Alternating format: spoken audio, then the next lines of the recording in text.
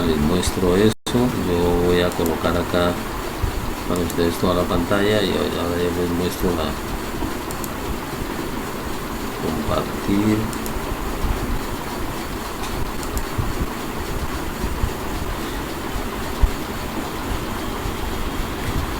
Ustedes me avisan si están observando la pantalla, por favor. Sí, el programita está aquí, ¿sí lo ven? Está por aquí abajo. El programita está por aquí abajo. Yo ya inicié la grabación de la sesión, entonces esperemos que nos funcione bien. Y por lo menos ya revisé con el grupo anterior y ya les mandé la grabación y está todo funcionando bien.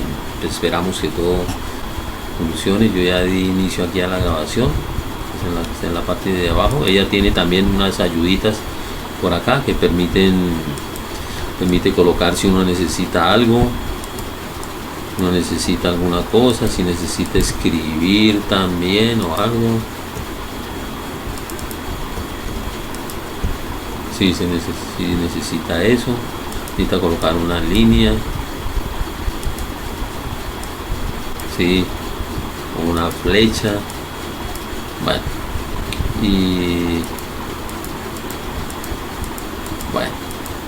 tiene esa ventaja tiene cositas así elementales aquí que una ayuda y permite la grabación, pausar, grabar y entonces le almacena ahí en una carpeta la grabación para utilizarla más adelante. Entonces vamos a estar pendiente de eso. Yo lo dejé ya por acá. O sea, yo pienso que no nos preocupemos por eso ahora y vamos a utilizar esa. Yo les envío entonces, como les decía anteriormente, pues ya probé eso con el curso anterior y funcionó bien y ya está la grabación, ya no tengo ningún problema. Entonces vamos a continuar trabajando aquí por mí sin dificultades. ¿Correcto? ¿Tienen alguna pregunta, alguna observación, algún comentario, alguna cosita que me iban a decir? Bueno, entonces estábamos en el diseño del pozo. Sí están observando mi pantalla, ¿cierto? ¿Sí? ¿Está bien? Bueno. Entonces, estamos en el diseño del pozo. Dijimos nosotros que íbamos a hacer una integración entre lo que era diseño del pozo. Íbamos hablando de diseño, pero muchas veces también vamos a estar hablando de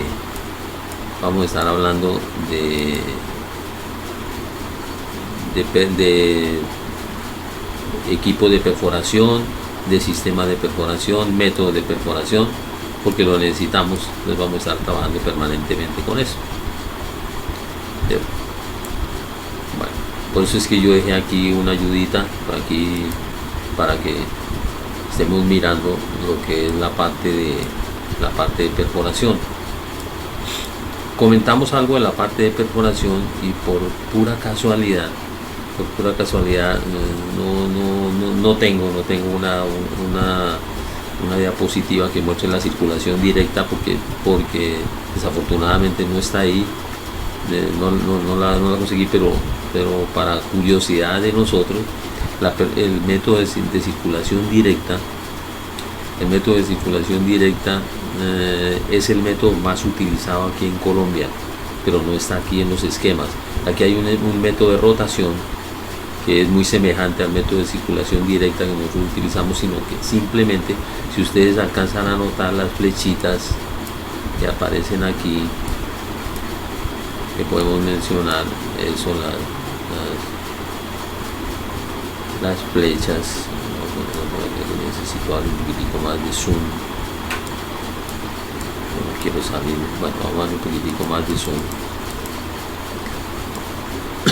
Si ustedes ven las flechas, lo que pasa es que este es método de rotación, pero rotación inversa. Es semejante a este método de rotación, porque la única diferencia es que este es de circulación inversa, porque ustedes alcanzan a ver las flechas. las flechas envían el agua, porque se hace perforación con agua y necesita grandes cantidades de agua para estar. El sitio donde se va a hacer la perforación requiere un depósito de agua considerable y buena disponibilidad de agua. Eso tiene sus limitantes, lógicamente, porque si precisamente nosotros vamos a perforar es porque no tenemos agua disponible a la mano y todo. Entonces ese es el detalle, ¿cierto? Estos métodos de circulación inversa se utilizan mucho en el Valle del Cauca. En el Valle del Cauca hay varios equipos de estos de circulación inversa. Y es la única parte así del país donde yo he visto que utilizan estos sistemas de circulación inversa. Es más rápido el proceso de perforación y por eso ellos utilizan esa disponibilidad, porque tienen cursos de agua muy cerca donde están haciendo la perforación, pueden disponer de esa cantidad de agua y entonces hacen ese proceso. Como ustedes ven la flecha viene por la parte exterior de la broca, de la sarta de perforación, de la tubería donde va incorporada la broca, y va por la parte exterior.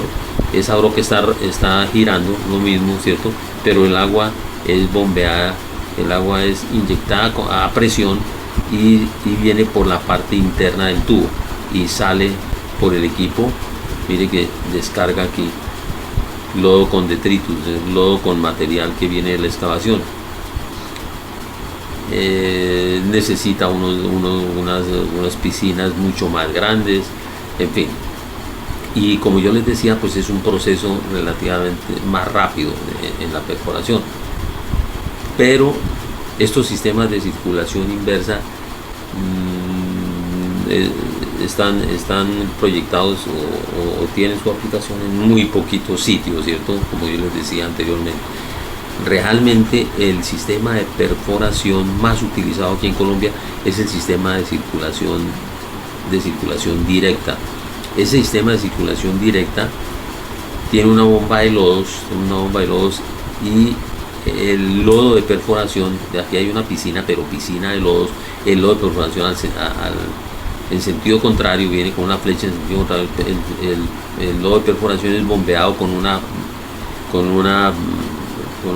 bomba de lodos y es bombeado por la parte interna de la tubería. Esa parte interna de la tubería es la que comunica la broca, y la broca tiene unos huequitos en la parte frontal que comentábamos en la sesión anterior, que esos huequitos y por donde sale el lodo es precisamente para que haya lubricación, para que haya enfriamiento con las altas temperaturas que se producen ahí. Y ese lodo y esa bomba tiene presión precisamente para poder subir el agua en el espacio anular. Entonces la flecha iría en sentido contrario a la que ustedes alcanzan a observar ahí. Ese lodo de perforación va viajando hacia arriba y el lodo de perforación lleva el material que se va cortando. Ese método de perforación se llama método de circulación directa, y como les mencionaba anteriormente, es el método más utilizado en Colombia. Significa eso que si ustedes encuentran una máquina de perforación, una máquina de gran tamaño con torres de perforación, y van y preguntan, dicen con toda seguridad es un método de circulación directa. Todos los pozos, sí señora, dime. Sí, tranquilo, ya le doy ingreso. Bueno, listo, ustedes me avisan ahí, no hay ningún problema. Bueno, entonces ese sería el comentario, ¿cierto? Recuerden, en el método de circulación directa, el lodo va por la parte interna de la tubería, sale por el extremo de la broca, y el lodo de perforación lleva el material hasta la superficie.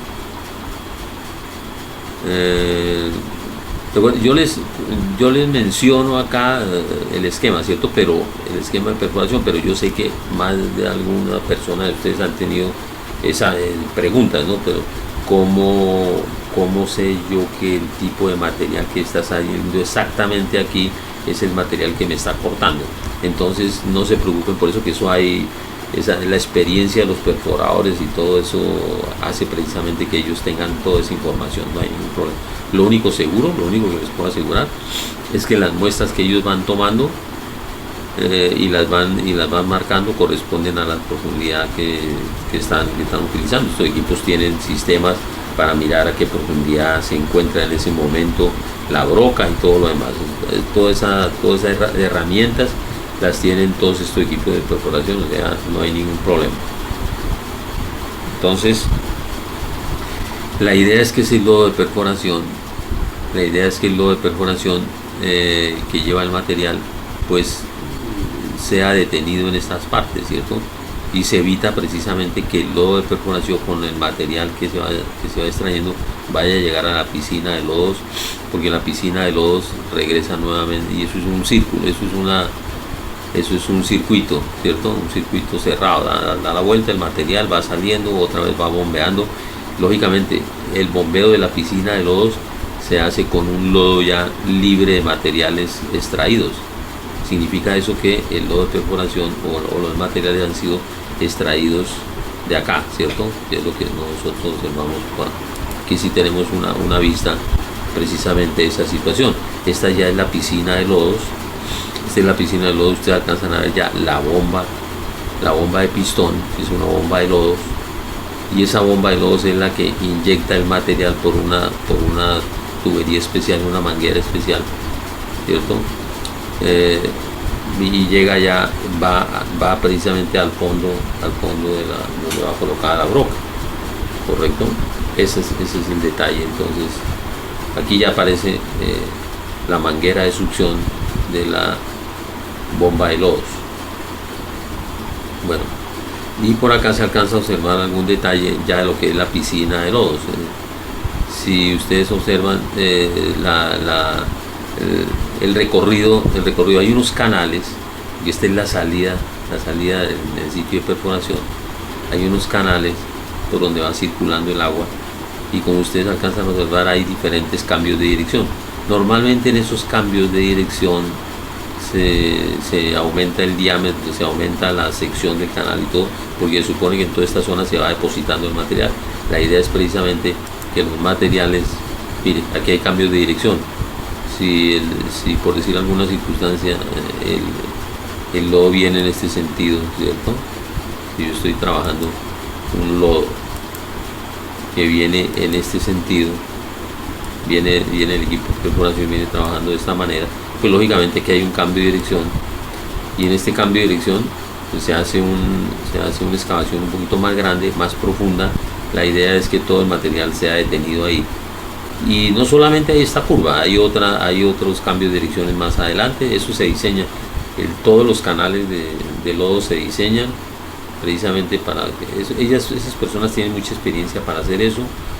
Saben, dependiendo del tamaño de la perforación, la longitud también de las piscinas, de los canales de las piscinas, dependiendo del tamaño de la máquina y lo demás, de la cantidad de lodo que van a manejar. Bueno, por aquí de pronto hay otra. Eso es lo que yo les puedo comentar ahí con respecto a eso. Mira, aquí ya está, ya después de hacer el recorrido ya llega a la piscina de lodos, al sitio donde está el foso de succión de la bomba. Bueno, eso para mostrarles a ustedes. Y por ejemplo se alcanza a observar las bolsas que ellos van recogiendo y van marcando. Las bolsas son llevadas después a un sitio. Esas bolsas son delicadas porque, como yo les comentaba también, en el momento de sentarse a la mesa de diseño se tiene que tener toda la información lista. Que tenemos dudas sobre el registro eléctrico a 125 metros de profundidad, queremos saber exactamente, entonces vamos y buscamos la muestra que debe estar marcada a 125 metros, miramos, que constatamos, confrontamos, hacemos la investigación, miramos las bitácoras del perforador a ver qué ha sucedido más o menos en esa profundidad, cómo se observó que cambió el proceso de perforación, qué comentarios hay, se mira el registro eléctrico, se miran las tomas, se mira la información de registros geoeléctricos del sitio, ¿cierto? Y si hay registros adicionales, todo eso se examina. Si hay inventario de pozos, se examinan los pozos aledaños a esa profundidad que tienen, qué perfil, qué estrato hay a esas profundidades en inmediaciones. Toda esa información, por eso es que tiene que estar a la mano, porque estaríamos ya en el diseño. Bueno, ¿qué más les muestro yo de aquí? Aquí hay una foto casualmente diferente, ¿cierto? Este es de una máquina de una máquina de circulación inversa, no directa, como ustedes observan. El agua viene ya salida del pozo, y ya aquí se bombea al pozo, ¿cierto? Esta es circulación inversa, no circulación directa. Esto es circulación inversa, ¿sí? Es el mismo equipo de circulación inversa, no circulación directa. Bueno, y ahora que vamos a estar detallando las rejillas, ahora que vamos a entrar a comentar algo sobre la rejilla, recuerden que la rejilla, en este catálogo alcanzamos a detallar algunas cositas interesantes, ¿cierto? Como ustedes observan, las rejillas, por eso es su valor. La rejilla es bastante costosa comparada con el diámetro de una tubería, comparada con una tubería ciega. Por eso va a ser el afán de nosotros de poder economizar al máximo la cantidad de rejillas solicitada. O sea, no es comprar rejilla, porque un metro de esta rejilla vale mucha plata. Observen que hay dos elementos fundamentales en la rejilla. Hay un elemento llamado elemento de columna, que son las verticales, y hay un elemento de viga, que son las líneas horizontales que ustedes observan aquí. Y entre esos espacios hay unas aberturas, hay lógicamente un espacio vacío, que es el que va a permitir el ingreso del agua. Pero el ingreso del agua, y tratando precisamente que los materiales que yo no deseo, ¿cierto? Material que yo no deseo que entren a la perforación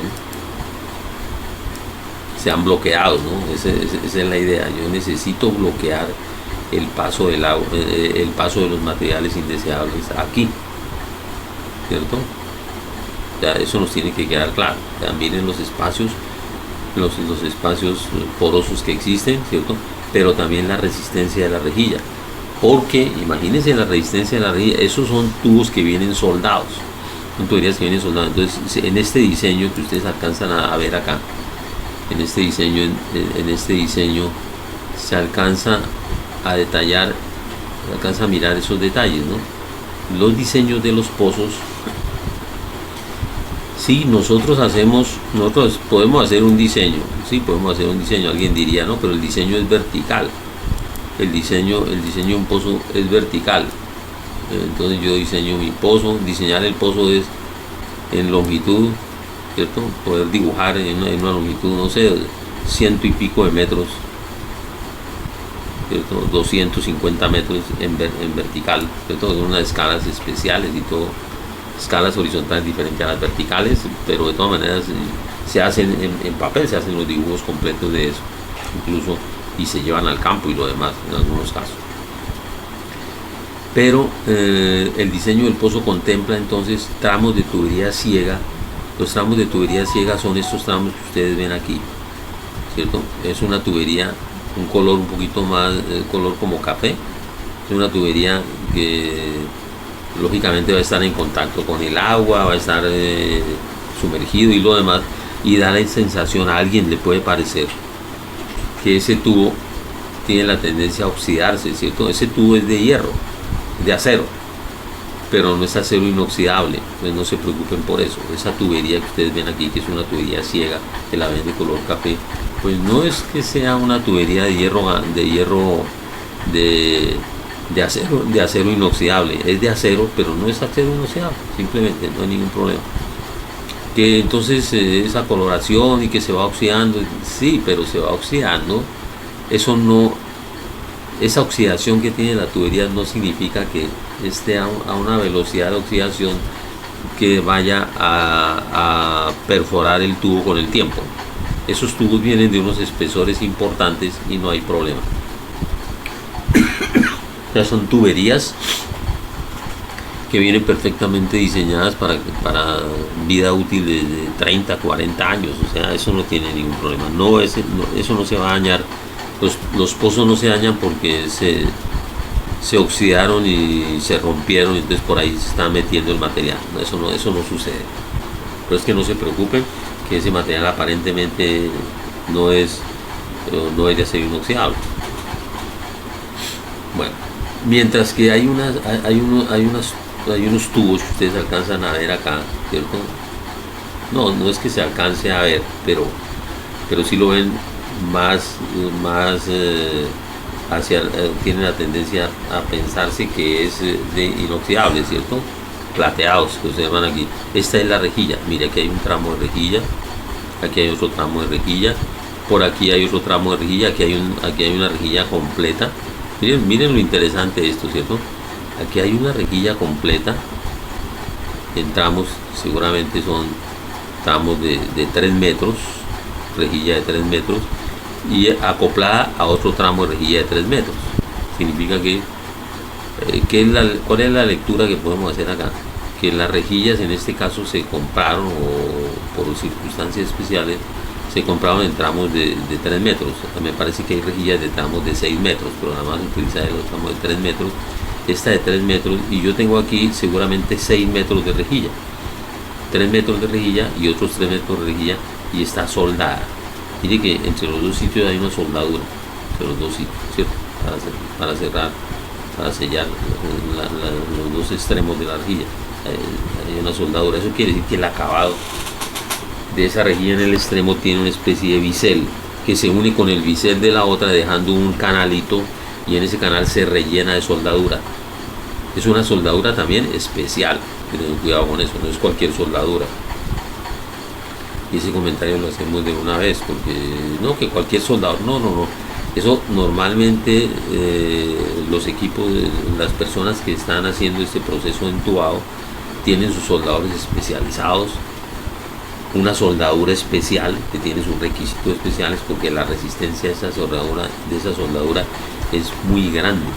Imagínense ustedes, imagínense, ojalá tengan la oportunidad un día de levantar un tubo de estos, un tramo de 3 metros de este tubo, imagínense en 10, 12 pulgadas, que ustedes vayan a ver cuántas personas se necesita para levantar un tramo de tubo de 3 metros nomás. Ahora ustedes se pueden imaginar una sarta de perforación de 280 metros, de 300 metros, ¿cierto?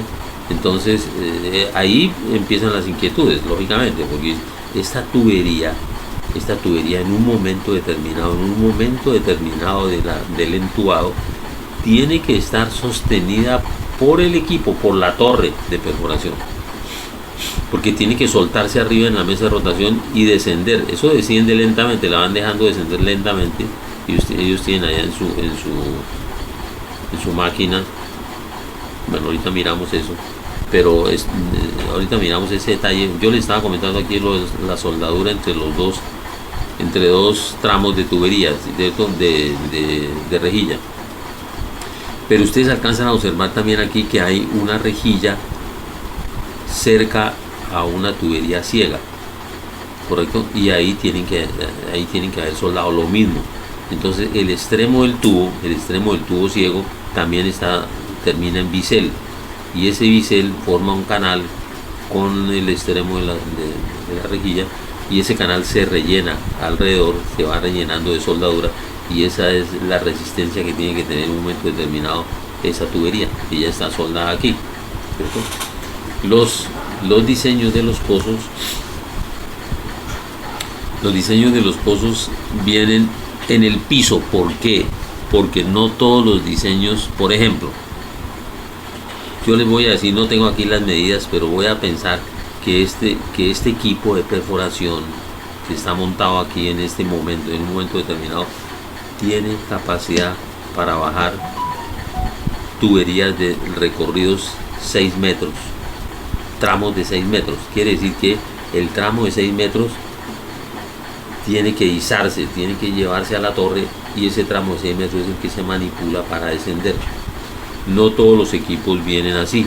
Los equipos más pequeños, pues lógicamente manejan tramos de tubería más pequeños, pero los equipos grandes, incluso los más grandes, manejan tramos hasta de 9 metros. Quiere decir que 9 metros de tubería son levantados, y esos 9 metros de tubería entran en el proceso de entubado, ¿cierto? Pero lógicamente se necesita el equipo más grande. En un momento determinado y a grandes profundidades, ustedes imaginan la capacidad que tiene que tener un equipo de esos para sostener la tubería, porque en la mesa de rotación aquí arriba, hay una mesa de rotación, la parte de arriba, no sé si ustedes me alcanzan a entender lo que estoy hablando. Aquí en la mesa de rotación, en un momento determinado hay que soltar la tubería, porque toda la tubería sigue para abajo. Imaginen que llevan ya 400 metros de tubería de acero, con el peso de 400 metros de tubería, y en un momento determinado tienen que soltarla aquí para soldar otro tramo de tubo, que seguramente está por aquí arriba, otro tramo que viene por aquí arriba, y en la mesa de rotación hacen la soldadura, y tienen que soltar soltar esas abrazaderas y dejar que esto empiece a desciende un poquito más, para incorporar los otros 6 metros en la parte de arriba. Me refiero a que en un momento determinado, cuando aquí no hay abrazadera, ese equipo tiene que sostener toda la tubería. Entonces esa es la pregunta que alguien se hace inmediatamente, y ese equipo tiene la resistencia para soportar todo el peso de la tubería en un momento determinado, que si está bajando tiene que estarla sosteniendo. Entonces no se preocupen por eso, porque esos equipos vienen calculados. La ingeniería mecánica calcula eso. Entonces ustedes ven unos cordones de acero, entonces el espesor del cordón de acero, el número de cuerdas que tiene ese cordón, el número de cuerdas que conforman, el grosor y cuántas cuerdas de esas hay, dependiendo del número de toneladas, ¿cierto?, que está soportando el equipo. Entonces eso es así, o sea, no tiene ningún problema. ¿Qué es lo grave? Montar un equipo, por ejemplo, que no tiene capacidad, ahí donde viene el tamaño del equipo, ¿cierto? Dice equipo con capacidad para bajar hasta 600 metros. Ese es un equipo, ustedes verán la envergadura del equipo, ¿cierto?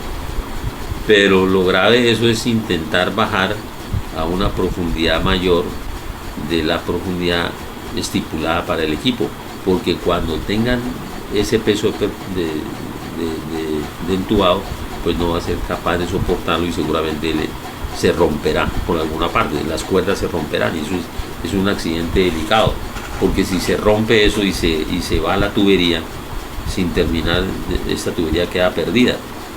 Entonces, si hay un descenso de la tubería imprevisto, el pozo se pierde, sencillamente. ¿Por qué se va a perder? Porque recuerden que hay tramos de tubería con rejilla, hay tramos de tubería ciega. Al descender eso indiscriminadamente, quiere decir que esa rejilla quedó enfrentada a estratos que no están produciendo agua, con toda seguridad. Entonces todo el pozo se daña. Entonces no puede contemplarse un accidente de eso. No significa, ojo con eso, no significa que no haya habido accidentes por más experiencia. Sí los hay. Accidentes de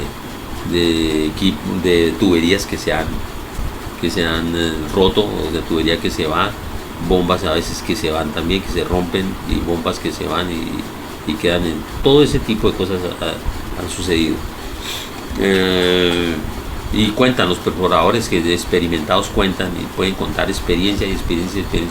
Yo lo único que les digo es que esto es muy delicado, y aquí todos los días que en la perforación se está jugando es con muchísimo dinero. Entonces hay que tener un accidente representa pérdidas considerables.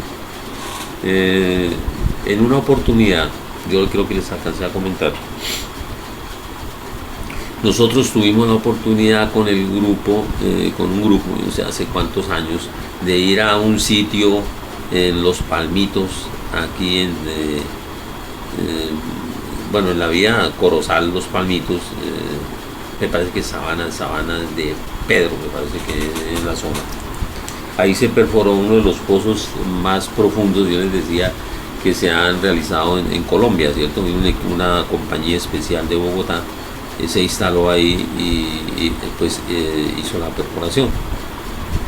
Nosotros tuvimos la oportunidad de visitar esa perforación completa y lo demás. Bueno, después tuvimos la oportunidad de visitar otro pozo, creo que fue el último pozo, me parece que ese sí fue el último pozo que se hizo, también de gran profundidad, porque los últimos pozos que se han construido en el departamento son de grandes profundidades, porque lo que yo les comentaba, lo que comentamos ya en la hidráulica de pozos, como hay un principio de linealidad, o sea, depende, el acuífero va dependiendo de qué es lo que se va haciendo, entonces los pozos más superficiales pues tendrían problemas ya si yo sigo perforando pozos construidos más superficiales, porque entonces se me va acabando la infraestructura de los demás pozos, se va dañando porque el nivel se me va bajando y entonces van a quedar sin agua, ¿cierto? Eso se llama la sostenibilidad del acuífero. Por eso es que en este momento, y dada la cantidad de pozos que hay cargados o colgados en el acuífero, pues para hacerlo sostenible, para que toda la infraestructura desarrollada anteriormente no se vaya a dañar, permiten la perforación de pozos, pero extrayendo agua de estratos de más profundidad, dejando los estratos más superficiales, los dejan sin colocarle rejilla. Esa es la mecánica que estoy utilizando en este momento, precisamente para darle sostenibilidad a todo el acuífero. Eso lo entendemos, me parece que eso quedó ya entendido, no hay ningún problema. Por eso es que cuando ustedes observan o oyen el comentario en este momento de que se va a construir un pozo para el acueducto de Sincelejo, para el acueducto de la zona, en el acuífero de Morroa, ya oyen hablar de que un pozo construido a 800, 900 metros de profundidad, entubado. No porque no exista agua más superficial, ¿cierto? Eso nos quedó claro. Sí existe agua más superficial, pero Carsucre no permite la perforación y no permite la colocación de rejillas en estratos superiores porque afectan a los pozos que se han construido anteriormente. Es por esa situación, no es porque no haya agua. Eso nos quedó bastante claro. Bueno, entonces imagínense lo que yo les comentaba, si estamos trabajando a esa profundidad, imagínense, y se suelta la tubería, imagínense la resistencia que va a tener por allá esta partecita que está unida, o una parte por aquí. Estamos hablando a profundidades de 600, 800 metros. Ya, esta junta que hay aquí en estos tubos, que puede ser esta junta aquí, esta junta, las juntas que hay aquí, estas juntas están soldadas, y esta soldadura, en un momento en que nosotros sostengamos toda la tubería, esta soldadura tiene que estar sosteniendo de aquí para abajo, esta soldadura tiene que estar sosteniendo de ahí para abajo.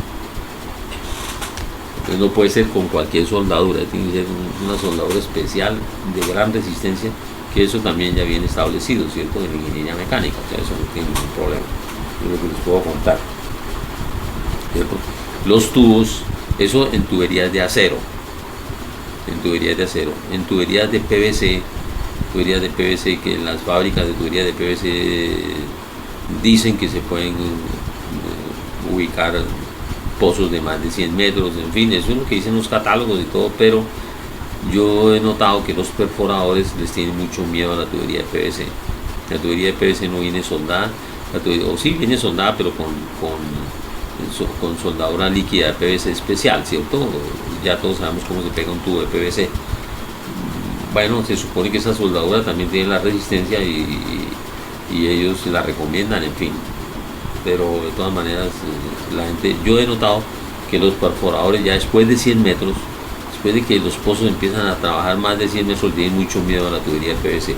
¿Y por qué le tienen miedo a la tubería de PVC? Porque donde haya una rotura donde no se les, especialmente en las zonas aledañas a los tubos a las rejillas, porque la rejilla de todas maneras, la rejilla al final es una tubería debilitada, ¿cierto? Porque esas ranuras hechas en el tubo pues debilitan la parte estructural de la tubería, lógicamente. Esto es importante hablarlo así para que vayamos entendiendo qué es lo que sucede, ¿cierto? Las rejillas, ¿qué otra cosa les puedo contar con respecto a las rejillas? Ya vimos en el punto anterior una rejilla fabricada por una empresa, la Houston por ejemplo, o la Johnson, americanas, bueno, rejillas muy bien elaboradas en acero y lo demás, de gran resistencia, en fin, ellos defienden esa situación. Bueno, resulta que ahora les comento lo que vimos nosotros en Los Palmitos. Cuando nosotros fuimos a visitar el último pozo que se hicieron, en fin, nos reunieron ahí al lado del equipo de perforación y nos contaron qué les sucedió ahí. Estaban bajando, creo que 800, 850, 900 metros, un pozo de gran profundidad. Ahí estaba la máquina, estaba todo, y tuvieron un accidente porque estaban entubando. Entubando es bajando la tubería. Cuando iban en 250 metros, me parece, cuando iban 250 metros bajando el tubo, eso baja lentamente, pero simplemente cuando lo sueltan en la parte de arriba, siguen descendiendo lentamente y va bajando la tubería, van acomodando y después acomodan el otro tramo de 6 metros, ¿cierto? En ese equipo de perforación, no me acuerdo si eran 6 metros o 9 metros, porque eran los equipos grandes, parece que 9 metros, permite el entubado en longitudes de 9 metros, porque el equipo es de los más grandes en perforación. Entonces, cuando bajan el siguiente tramo, ya iban en 250 metros, cuando van a bajar la tubería, resulta que el tubo no baja, nada, no podía bajar. Empezaron a presionar, él tiene que bajar porque de todas maneras debe haber una holgura. Recuerden que una cosa es el diámetro de la perforación y otra cosa es el diámetro del entubado. Ahí hay una diferencia que normalmente siempre más o menos son de unos 8 centímetros, por lo menos unos 8 centímetros, ¿cierto? Entre pared tiene que haber una holgura de unos 8 centímetros siempre alrededor del tubo. Esa holgura va a permitir bajar, por ejemplo, las gravas, ¿cierto? En esa holgura es donde se mueve precisamente la tubería de revestimiento, tanto el ADM, recuerden que nosotros llamamos ya eso ADM o tubería de revestimiento, y lógicamente que viene incorporada la rejilla ahí. Y resulta que no bajaba la tubería. Y ahí quedaron frenados porque por más de que la movía para el lado y la seguían soltando con el peso, lógicamente el tubo es el peso de la sarta de perforación de entubado es la que va permitiendo el descenso, pero no bajaba la tubería. ¿Por qué?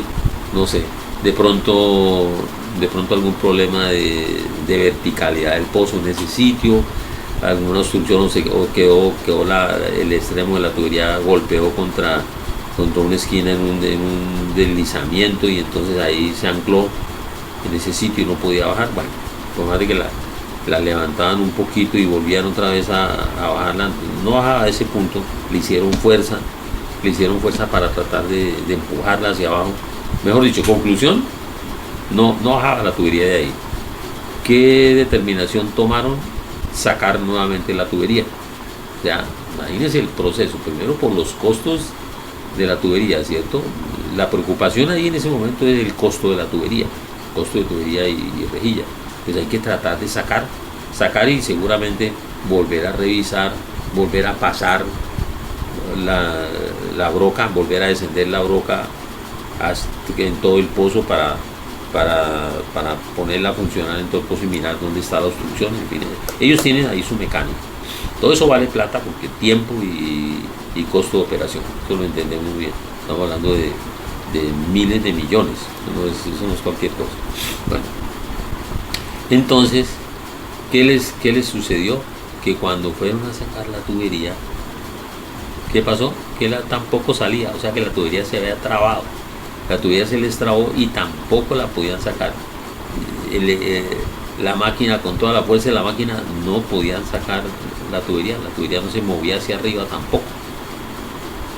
¿Cómo sería la preocupación de la gente, de la empresa de perforación, que mandaron traer una máquina de Bogotá especialmente con una fuerza todavía superior y todo para intentar precisamente aplicar unos gatos hidráulicos para poder intentar levantar el tubo y poderla sacar? Porque la preocupación en ese momento es la pérdida de toda esa tubería, los cientos de millones que costaba tanto la rejilla como la tubería de perforación que estaba ahí bloqueada. ¿Qué les puedo contar yo ahí? Que trajeron especialistas, personas que habían tenido experiencias similares en otros sitios y lo demás. Es cuando empieza la empresa a perder dinero. Conclusión: primero, la demora en meses para hacer toda esa operación. Después de eso, entonces, les cuento que la tubería definitivamente no la pudieron sacar. Por más que gastaron toda la plata para intentar recuperar la tubería, no pudieron sacar la tubería. Les quedó atrapada en ese sitio. ¿Qué determinación se tomó? Para que ustedes más o menos se den cuenta de lo que pasó. ¿Cuál fue la determinación? Construir un pozo paralelo, ahí cerquitica, pegado prácticamente a ese pozo que habían construido, hacer nuevamente el pozo. Imagínense, construirlo completamente, bajar los 1000 metros de profundidad, ¿cierto? Con todas las características que habían determinado, ahí cerquita, pegado. Yo no sé si a 5 metros, si a 8 metros, 10 metros del sitio, bajar y construir otro pozo, desde cero, empezar de cero. Ustedes más o menos se imaginan las pérdidas de la empresa, ¿cierto? En definitiva, eso fue lo que se hizo. Y lógicamente bajar con mucho cuidado, ir revisando que eso quede completamente vertical, porque estaban asustados de ver que... Y entonces los dueños del proyecto y todo, de malas, como dice la empresa perforadora, de malas, porque no puede salir la empresa perforadora a decir que tienen que revisar los costos de las pérdidas, todas están cargadas a la empresa que realizó la perforación, porque el negocio ya se hizo. Ustedes tienen que perforar hasta 100 metros, entregar un pozo produciendo más o menos en el caudal estimado, que era alrededor de los 100 litros por segundo, y listo. Eso está estipulado, un contrato, un negocio. Entonces aquí el dueño del negocio, que en ese caso es el departamento de Sucre, pues simplemente está esperando y nada, ahí le responden. Eso está, hay contratos firmados y todo eso. Me refiero a los riesgos, para que ustedes observen los riesgos. Ahora, no es lo mismo intentar entubar un pozo de 1000 metros de profundidad a intentar entubar un pozo de 110 metros de profundidad. Y ahora sí entendemos los riesgos tan grandes que representan precisamente ese tipo de obras, y por eso son los costos tan grandes de los pozos de gran profundidad, porque los riesgos son así mismo pues muy grandes, ¿no? Hay que tener mucho cuidado con eso. Bueno, entonces les cuento y lógicamente cuando lograron sacar, que no lograron sacar toda la tubería, pero lograron sacar parte de la tubería, se dieron cuenta al sacar parte de donde se rompió, o sea, por lo menos en qué parte se rompió. En las juntas había una rotura en la junta entre la rejilla y el tubo ciego. De ahí se desprendió, había unos desprendimientos donde alcanzaron a observar desprendimientos de ahí, o sea, la tubería parece que falló por ese sitio. Entonces no supe más. Había hasta abogados metidos ahí intentando meter un pleito precisamente a la empresa vendedora de la rejilla, diciéndole que se había desprendido de ahí era porque la rejilla no tenía la resistencia. Se había desprendido el cordón que viene aquí, este cordón que viene en el extremo de la rejilla se desprendió. Les decían que esa era la mala calidad de ese sitio, que dicen que había ocasionado el desprendimiento, pero no supe. Ellos iban a entablar la demanda por ese lado, ¿cierto? El responsable, a ver si de pronto lograban rescatar algo de dinero o alguna cosa de las pérdidas, pero yo no supe en definitiva eso en qué paró, si lograron presentar la demanda y si eso prosperó y todo, yo no me enteré de eso. Pero para que ustedes vean lo delicado que es la situación en un proyecto de esta naturaleza. Bueno, yo les decía que los pozos, a pesar de que el diseño se hace en verticalidad, lógicamente en papel se va determinando en profundidad qué va sucediendo, qué se hace en determinada profundidad, qué decisión se toma, etcétera, etcétera. Los pozos vienen, el diseño del pozo se concibe en la horizontal. O sea, ¿qué significa? Que ustedes en campo, y estamos hablando en campo, y cerca a la máquina alcanzan a observar el diseño. Mire que aquí vienen tubos marcados. Este es el tubo número 1. ¿Qué significa el tubo número 1? Que este entubado va a ir de primero, ¿cierto? Ese es el primer tubo que se va a meter. Entonces viene marcado. Por eso es que se dice el diseño del pozo. Aquí está el diseño del pozo. Mire que el primer tubo, el primer tramo de tubería, imaginen que esta tubería aquí hay 6 metros de tubería. De aquí hay 6 metros de tubería. Entonces estos 6 metros de tubería van de primero. ¿Qué significa? Que hay una tubería ciega, ¿correcto? Y ya ustedes alcanzan a notar que esta tubería es aquí donde está la rejilla ya. Lógicamente, si bajaron a esa profundidad, es porque al final hay un estrato permeable, ¿cierto? El estrato impermeable ya es este. Y aquí en el estrato impermeable va la tubería final, que es una tubería ciega. Pero con toda seguridad, aquí ya hay una tubería, aquí ya hay una rejilla.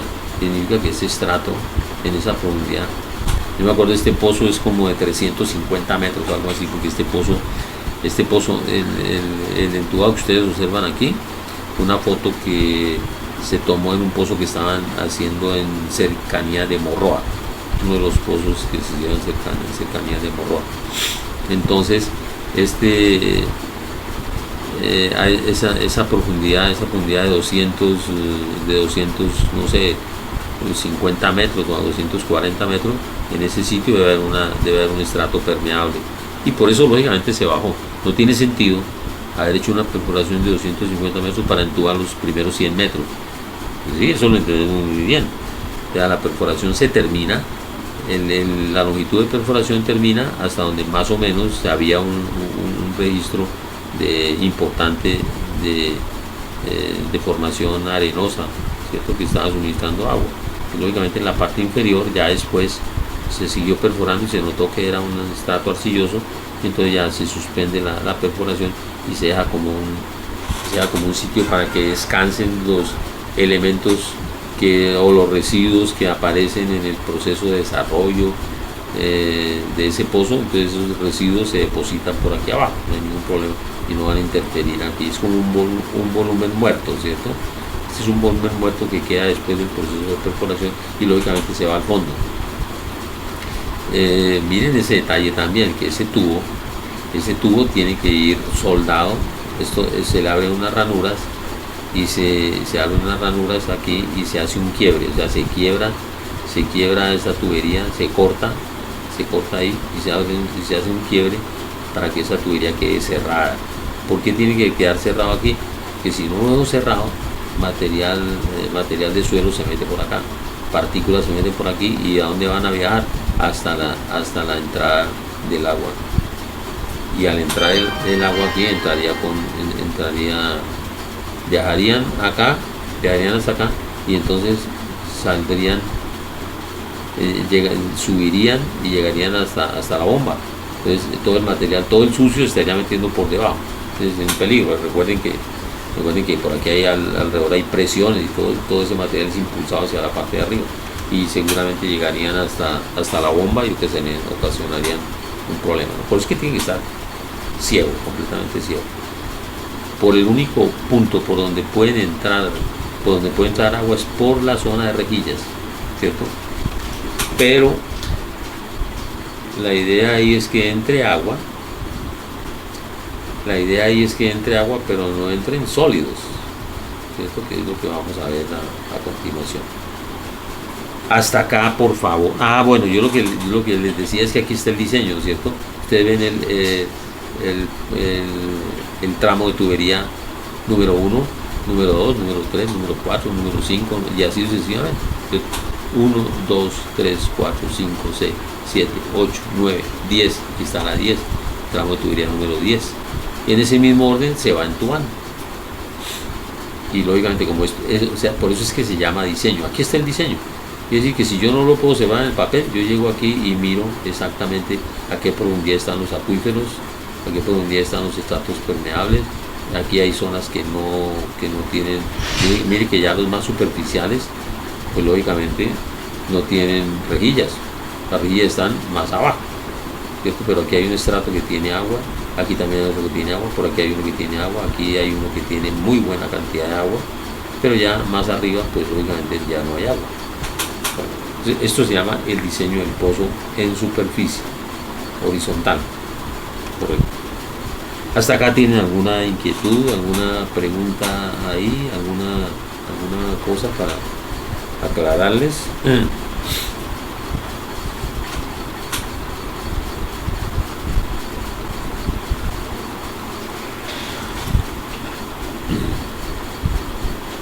Bueno, entonces vamos bien ahí.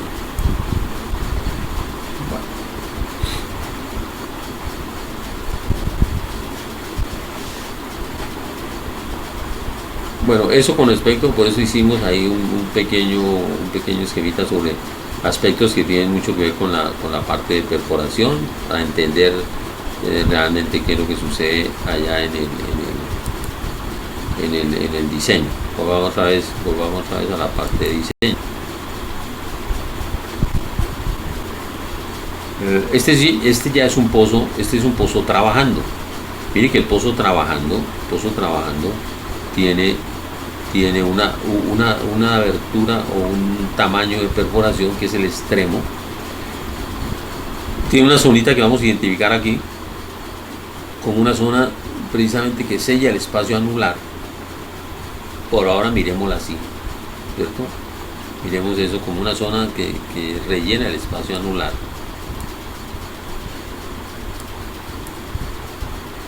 Un poquito más de zoom. Que sería este de acá, que rellena el espacio anular que hemos dejado y que nosotros estamos mencionando ahora, que es el colchón precisamente que permite el entubado bajar la tubería. Pero dentro de la tubería, ahora sí, dentro de la tubería está la bomba. Esta es la bomba, la que observamos aquí. Aquí está ya colocada la bombita.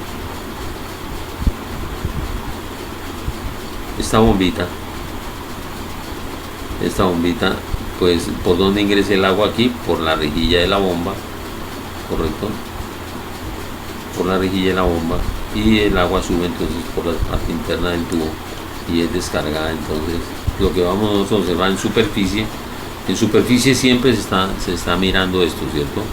Un elemento en concreto. Muchas veces ese elemento en concreto se monta hasta acá. Yo, por ejemplo, colocaría un esquemita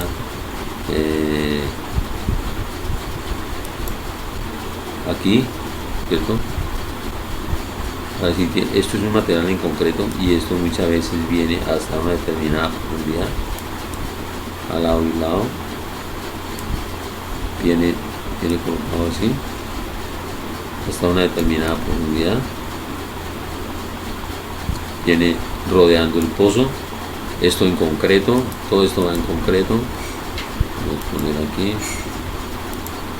esto va en concreto, vamos así. Bueno, hay un dibujito ahí sencillo. Todo esto va en concreto. Creo que llaman unos sellos en concreto para darle seguridad. Alrededor vienen abrazando. Hay unos que utilizan 2 metros, otros hasta 3 metros, eso depende del diseñador, pero ¿qué es lo que hace todo este concreto montado alrededor de acá? No solamente lo que uno observa aquí, sino que alrededor evita que, como esta zona es una zona muy permeable en el pozo, recuerden que esta zona se ha dejado como una zona donde va una grava estabilizadora y lo demás. Entonces, ¿qué pasa? Que cualquier cosa puede llegar a suceder, porque aquí puede haber escorrentía, por aquí puede haber escorrentía, y entonces como esta zona es muy permeable, esta zona aquí es muy permeable, pues si yo no hago estos sellos, si no hago estos sellos en concreto, pues esa agua de escorrentía en la parte superior se me mete por aquí, y si llega a meterse por aquí me puede ir contaminando el pozo, ¿cierto? Entonces hay que prever ese tipo de cosas en el acabado, producir unos sellos en concreto para evitar que haya seguramente filtraciones por este lado de la superficie hacia el pozo. Bueno,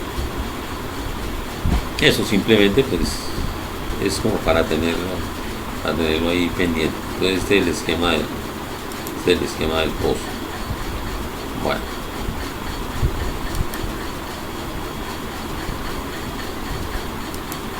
entendemos muy bien cómo va la bomba, ¿cierto? Mira, aquí hay un esquemita de la bomba.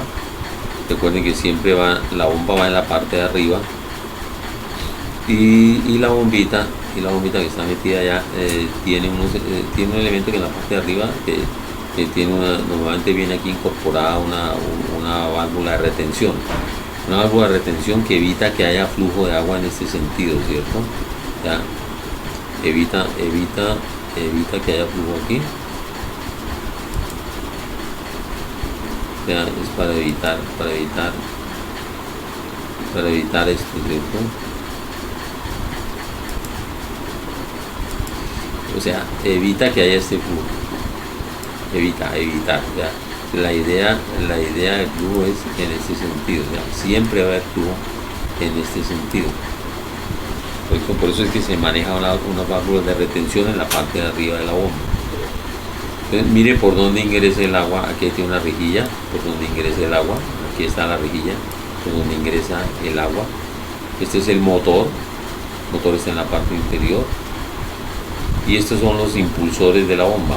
Aquí acá estamos hablando de los impulsores de la bomba. Se llaman tazones, tienen la forma de taza, un tazón, precisamente para que el agua al ingresar aquí, recuerden que la bomba lo que hace es girar. ¿Quién le está comunicando ese giro? Se lo está comunicando el motor. Quiere decir que aquí también hay unos cables, ¿no? Recordar eso. Por aquí hay un cableado, pues colocar así, un cableado que viene del exterior, viene desde arriba, va dándole vueltas a la bomba, viene pegado a la bomba, ese cablecito viene pegado y llega precisamente hasta la bomba, hasta el motor de la bomba. Depende del diseño ya de la bomba, pero ese cable viene desde la superficie, viene desde el tablero eléctrico, pero viene por allá. Desde el tablero viene el cable, que lógicamente es el que le da las señas a la bomba. En el accionamiento allá del arrancador en el tablero, o si tiene sistemas normalmente, ¿no? De todos estos pozos con bombas ahí tienen unos electrodos también que vienen colocados más arriba, lógicamente más arriba, previendo que el nivel del agua, si el nivel del agua dentro del pozo, que el nivel del agua lo tenemos aquí, recuerden que el nivel del agua lo tenemos aquí entre la bomba y la bomba y el entubado. Cuando yo digo el entubado, significa entubado incluyendo la rejilla también, porque el entubado viene por acá, quiere decir que la bomba está montada ahí y el agua ingresa por las rejillas que están, depende del diseño. Pues miramos a ver en qué punto colocamos la rejilla y qué recomendaciones hay para la colocación de la rejilla, ¿cierto? Porque una de las recomendaciones de colocación de la rejilla es que esta zona de rejilla no quede enfrentada, a la zona donde está colocada la bomba, ¿cierto? Porque esa zonita de rejilla siempre se alcanza a producir una especie de succión. Entonces eso haría, por ejemplo, que las partículas muy finas se bloquearan aquí en la rejilla, si esto está muy enfrentado. Entonces si yo tengo aquí una rejilla y dejo enfrentada la rejilla de la bomba a la rejilla propiamente dicha, pues ahí en ese sitio se va a producir una fuerza adicional de succión que hace precisamente que las partículas que estén por acá tienen la tendencia a incrustarse o a pegarse en las aberturas. y eso puede llegar a suceder. O sea, si se pega mucho en las aberturas, va cerrando la abertura y dañando la eficiencia del paso del agua a través de la rejilla. Y aparte hay que tener mucho cuidado.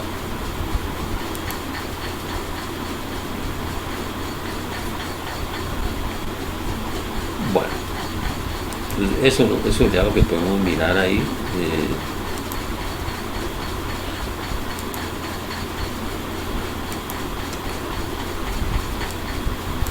Recuerden que nosotros para el diámetro pues tenemos básicamente unas recomendaciones, ¿cierto? Dadas por la Johnson, por ejemplo, tablitas de las empresas de la Johnson que recomienda eso, ¿cierto? Sí, observen que hay una holgura, ¿no? Hay una holgura entre el diámetro del entubado y el diámetro de la perforación. Una holgura bastante amplia porque debe haber un espacio anular. Debe haber un espacio anular entre el tubo y el diámetro de perforación. Y recuerden también que tenemos nosotros una tablita organizada. Yo organicé esta tablita, la Johnson la maneja en metros cúbicos por segundo. Metros cúbicos, me parece que metros cúbicos por segundo. Yo organicé la tablita mejor para verla así en litros por segundo, porque para nosotros es de más utilidad. Me gusta más la tablita así, uno puede tener el marco de referencia más organizado. Nosotros manejamos mucho los caudales en litros por segundo. Entonces observen eso. Está desde caudales en pozos de menos de 6 litros por segundo a caudales mayores a 100 litros por segundo, que son pozos, digamos, súper extraordinarios. Yo les dije a ustedes que el pozo más grande que tiene aquí en el departamento de Sucre, el acueducto, es de 90 y pico litros por segundo, casi 100 litros por segundo. Está montado por aquí en estos rangos, ¿cierto? Está con tubos de alrededor de unas ¿qué? 18 pulgadas, algo así. Son diámetros de tubería muy grandes, ¿cierto? Son los pozos más grandes. Pero aquí hay unas recomendaciones, y en las recomendaciones se habla también de los caudales y se habla de los diámetros nominales de las bombas y los diámetros óptimos del entubado.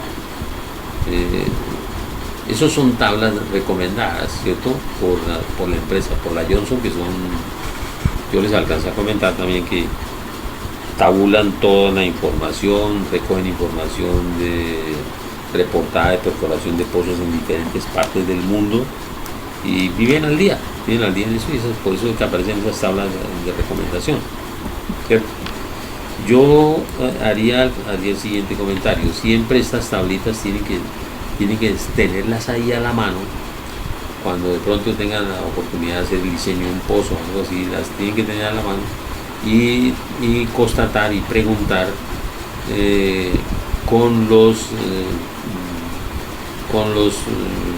o con la parte comercial que atiende las bombas, la parte comercial, para mirar si se producen desarrollos donde permitan, de acuerdo con estos caudales, a los diámetros de los tazones de la bomba. Entonces, mire, se está jugando con eso, ¿cierto? Yo les hago ese comentario porque hay empresas de bombas. Yo me acuerdo de una empresa que se llama la Flint Walling americana, que para meterse al mercado de bombas empezó a promocionar unas bombas diciendo que esas bombas cabían en diámetros que no cabían, donde no cabían las bombas de la competencia. Iba uno a mirar y efectivamente permitía eso. Eso trajo una ventaja muy grande de esta marca Free Walling con respecto a otras bombas Hitachi, la misma Siemens, que tiene unas bombas sumergibles, porque la bomba, al ellos promocionar esa bomba que permitía trabajar en diámetros más pequeños, pues entonces el diámetro del entubado era más pequeño y el diámetro jugaba. Recuerden que el diámetro juega un papel importante, pero con el diámetro del entubado, pero con el diámetro de los tazones de la bomba, que sean capaces de manejar ese caudal. Eso lógicamente se llevaba a toda la parte comercial. La gente busca siempre la economía. Entonces, si hay una ingeniería mecánica que produzca una bomba que no produce la competencia, va ganando ahí, ¿cierto? Pero demostrado, lógicamente. Bueno, Eso, pero esta tablita nos sirve inicial. Para nosotros, nosotros vamos a utilizar en nuestro diseño fundamentalmente esta tabla. Bueno.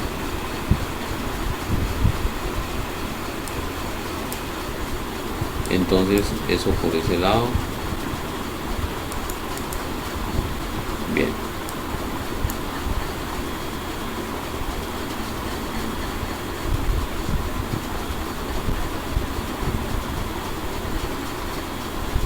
Bueno, estos son comentarios que nosotros habíamos profundidad del pozo. Recuerden que eso ya lo hicimos. La profundidad del pozo es la decisión final antes de sentarnos a hacer nuestro diseño, ¿cierto? Longitud de la rejilla. Yo les hago la pregunta, nosotros habíamos discutido, que se me olvidó allí en ese momento, habíamos discutido la longitud de la rejilla ya. Estábamos ahí. Eso ya lo habíamos discutido. Entonces, longitud de la rejilla, se plantean 4 situaciones típicas, ¿cierto?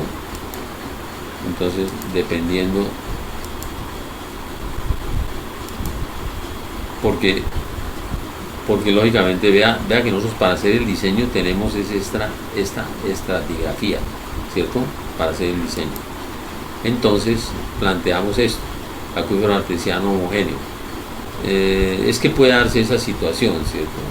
No todas las veces es lo mismo, recuerden que estamos en agua subterránea donde tenemos de todo, hay fenómenos de todo tipo, pero si nosotros identificamos un acuífero homogéneo, pues entonces hay unas recomendaciones en cuanto a la longitud de la rejilla, ¿cierto? Porque recuerden que nosotros estamos preocupados por el valor de la rejilla. Entonces, en la medida en que tengamos menos longitud de rejilla, lógicamente el proyecto va a ser más económico. Por eso es esa recomendación. Bueno, entonces, si es homogéneo, de 70 al 80%. No tengo aquí. Entonces, si el espesor del acuífero tiene menos de 8 metros, es suficiente la longitud del 70%. Un poquito más grande, 75, de 7 a 15, y si es mayor de 15, un 80% del espesor del acuífero. Todas estas recomendaciones son recomendaciones basadas en resultados en todo el mundo y en la historia de las perforaciones. Ya no es para... Esa recomendación se puede ceñir, se puede seguir al pie de la letra, que esto es producto de la investigación de muchos años de esta empresa. Pero cuando el acuífero artesiano es heterogéneo, deberá tratar de instalarse en el estrato más productivo y coincide con el más permeable, ¿cierto? Eso es fundamental ahí también, ¿cierto? Lo entendemos. Gracias. Sí, nosotros lo entendemos muy bien. Hay que procurar instalar rejilla en el estrato más permeable, lógicamente, tiene más eficiencia.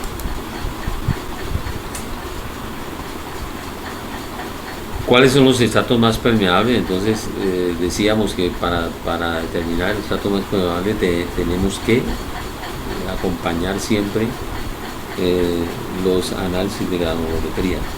Hay que hacer análisis de granulometría. Y tenemos experiencias para hacer ensayos de granulometría desde las permeabilidades, utilizando permeámetros de cabeza fija y cabeza variable, que necesitamos un laboratorio al lado y todo, que normalmente no se hacen a nivel de campo, ¿cierto? Solamente si estamos muy cerca de los y queremos tener mayor precisión, pues le llevamos al laboratorio y todo, siempre y cuando tengamos acceso, en fin. Pero eso es lo que normalmente no ocurre.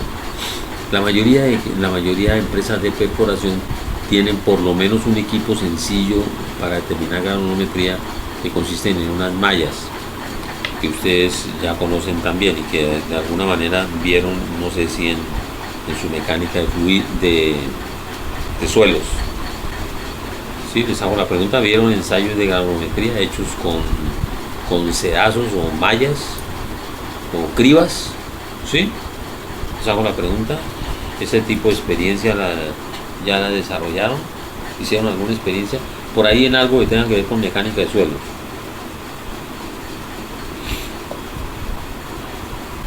Sí, me pueden decir, me pueden contar si hicieron algo relacionado con curvas de granulometría.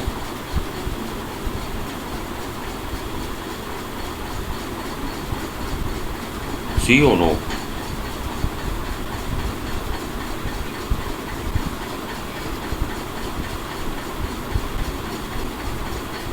Ah, ay carambas, ¿qué va a hacer? Y a ustedes les tocó todo eso virtual.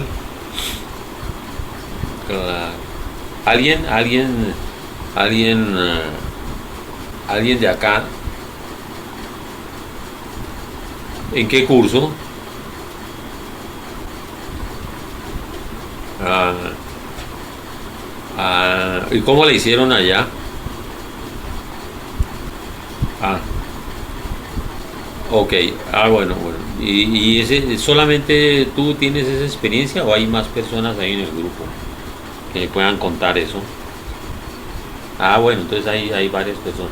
Entonces, bueno, ese tipo de experiencia, eso se llama, en alguna época la llamaban la tongolele, la máquina, así la bautizaban, por lo menos en la Nacional de Bogotá bautizaban así muy jocosamente. Decían, toca hacer un ensayo con la tongolele, que era la máquina que empezaba a bailar ahí, unas cribas que empezaban a girar, un movimiento en una máquina que hacía unos giros, no, bueno, que se movían de una manera que producían un vaivén en las cribas y se iban tomando datos de peso y contenido de humedad.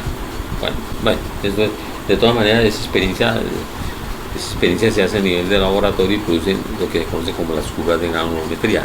Yo les decía que allá en mecánica de suelos normalmente se hacen otras cositas adicionales y se manejan unos papeles que de pronto no son útiles para nosotros aquí, porque manejan lo contrario, manejan en las abscisas, manejan los tamaños, y en las ordenadas manejan en las ordenadas manejan los tamaños, y en las abscisas manejan porcentajes de material que pasa, ¿cierto? Que pasa. Entonces es diferente. Lo que pasa es que se puede hacer, lo que sucede es que se puede hacer una equivalencia, pero eso es un doble y triple trabajo, ¿cierto? Al utilizar esos papeles. Yo les decía acá que en aguas subterráneas se utiliza un esquema de trabajo diferente, y ese esquema de trabajo fundamentalmente se utiliza de la siguiente forma. O sea, se maneja una línea, una vertical, una ordenada, y se maneja una abscisa, ¿cierto? Se maneja una abscisa.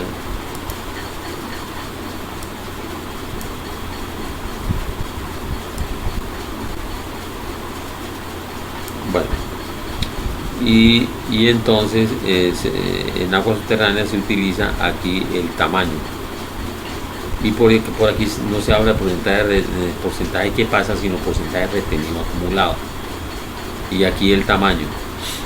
También se utiliza en aguas subterráneas las milésimas de pulgada. Aquí no se habla de pulgadas, no se habla de micras, se habla de milésimas de pulgada, y aquí sí porcentaje retenido acumulado. Y en aguas subterráneas se habla de una cuadrícula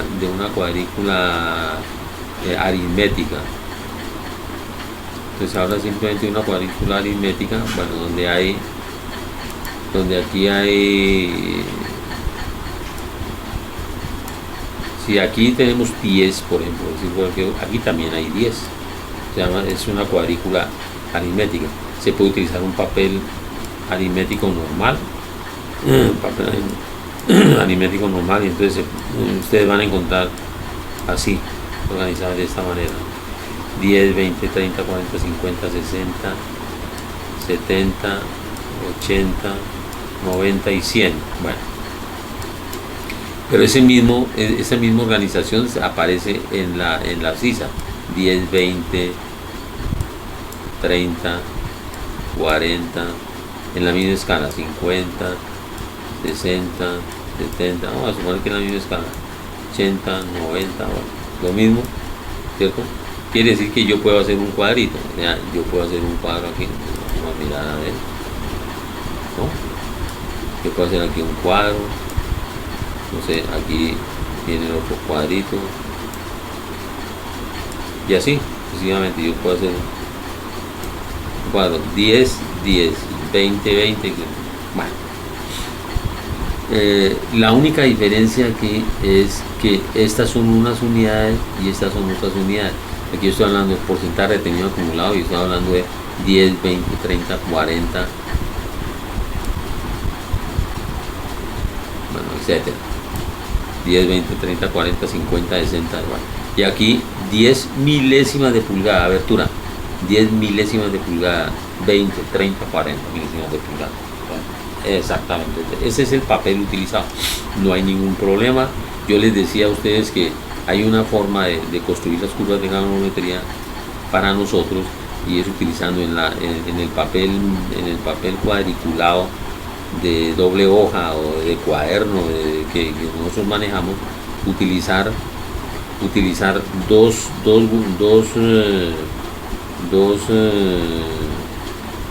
dos casillitas para marcar los 10 cada dos, porque produce unas curvas más estéticas. Entonces esa recomendación se la hacía yo, ¿cierto? Entonces decía, manejen, cuando tengan la oportunidad, manejen esto así, ¿cierto? Manejen esto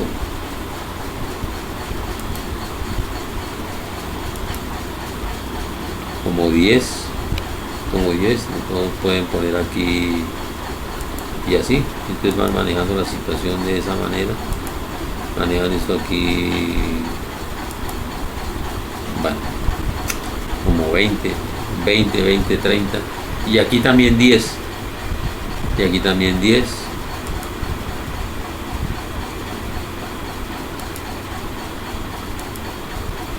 bueno, 10, y así sucesivamente, aquí también manejan los 20 por acá, y así sucesivamente, en 20, 30, 40, 50, pero porcentaje retenido acumulado. Bueno, ya le digo, dos casillitas, 2 y 2, marcando 10, 20, 30. ¿Cuál es la idea? La idea es producir una curva, pero yo les decía también que esa curvita, que yo no la puedo dibujar aquí con esta ayuda, esa curvita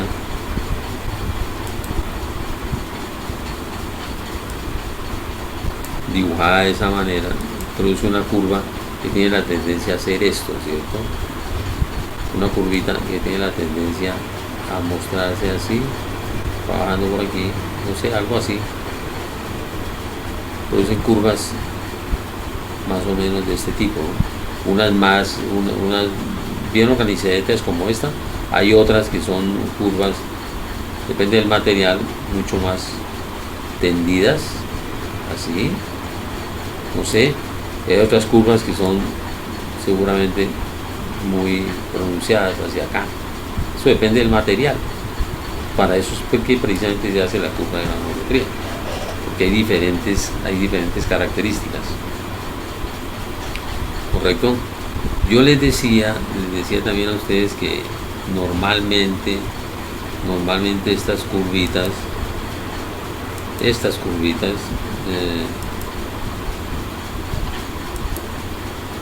son resultado de unir una serie de puntos que vienen alrededor del sitio, ¿cierto? Ya logrando un punto intermedio de toda esa situación, ¿cierto? Pero podemos encontrar unos puntos por encima, por debajo, no sé.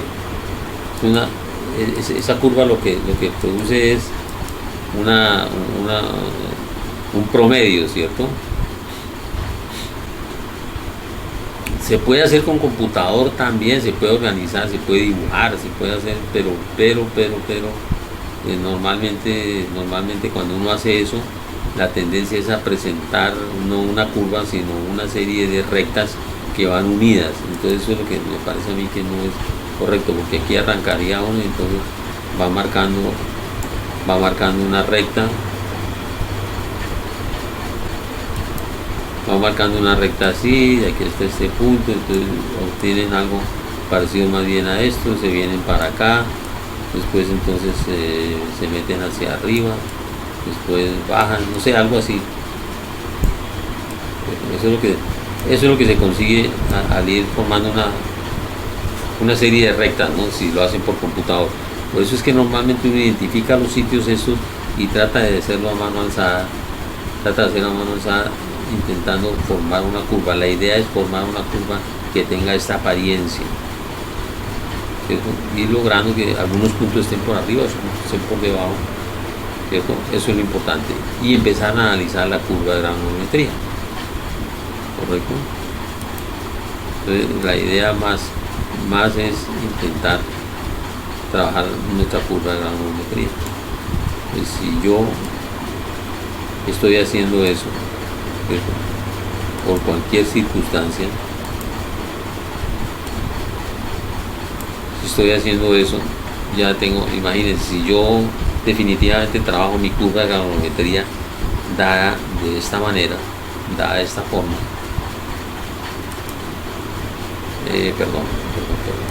si definitivamente mi curva de granulometría quedó así,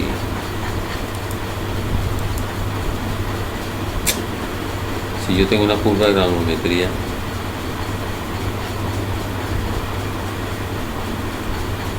eso es lo que yo le digo en términos de buscar que sea una curva, no buscar ver en el sitio una sucesión de rectas, sino buscar una curva. Trata de hacerse esta curva. Yo por lo menos no tengo esa oportunidad con mi curva manual, no hago otra cosa, sino hago la curva manual. Y entonces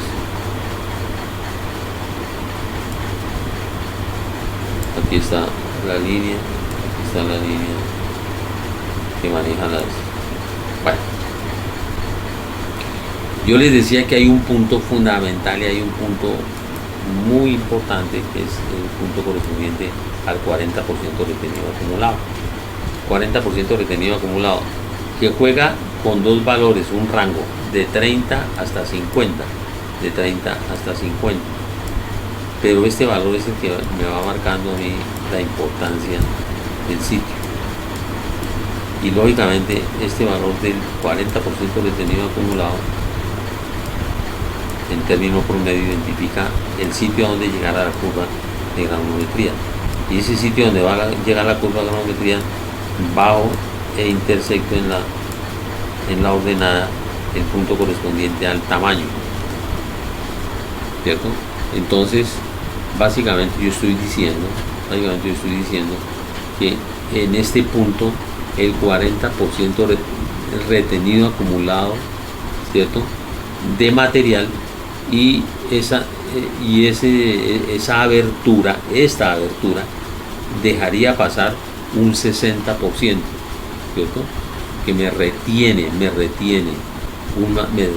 40% y deja pasar un 60%, ¿correcto? Entonces, esa es la primera pregunta, o la primera inquietud que tiene uno, ¿cierto? Pero no me están diciendo que no hay que dejar pasar material, que la dejar pasar material es peligrosísimo, porque el material se puede llegar hasta donde está la bomba y me puede romper la bomba, me puede dañar el impulsor de la bomba, ¿cierto? Entonces no se preocupen por eso. Como yo les decía anteriormente, estos son ya resultados de investigación de muchos años, ¿cierto?, en el trabajo de la bomba, y no es para probar ahora si yo voy a hacer un proyecto donde voy a cambiar ese dato, no, porque eso lleva muchos años y ya eso está establecido, está estipulado, está estandarizado. 40% retenido acumulado significa que no se preocupen que el 60% pase y solamente me retenga el 40%. Ese 60% pasa, pero solamente va a pasar en el periodo de desarrollo del pozo. Esa es la clave de todo, que solamente pasa en el periodo de desarrollo del pozo, que significa que hay una parte supremamente importante en el diseño y en la construcción del pozo, que es la parte correspondiente al desarrollo del pozo. Desarrollar un pozo constituye entonces una parte fundamental de mi construcción. ¿Qué significa también? Que yo no puedo terminar un pozo y dejarlo ahí y colocar la bomba. Porque, ¿por qué no puedo terminar el pozo? No, ya terminé el pozo, ya está, ya coloqué el entubado, ya sé que está saliendo una determinada cantidad de agua, entonces coloquemos la bomba. ¿Qué sucede ahí cuando yo coloco la bomba antes de hacer el desarrollo? ¿Qué puede suceder ahí? A ver, cuéntenme. ¿Qué entendían ustedes ahí en ese momento?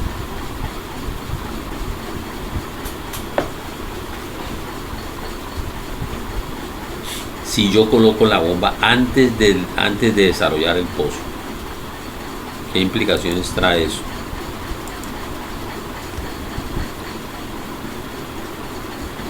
Mala decisión, o es una buena decisión, o me estoy ahorrando plata, porque desarrollar un pozo significa traerme un compresor especial, montar el compresor, inyectar aire, llevarme un tiempo, no sé, de pronto son 3 días bombeando, y si me puedo evitar eso, me traigo directamente la bomba y la instalo, la bomba definitiva que va a trabajar.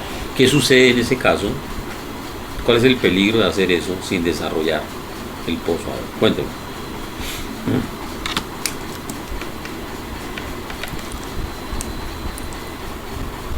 Sí.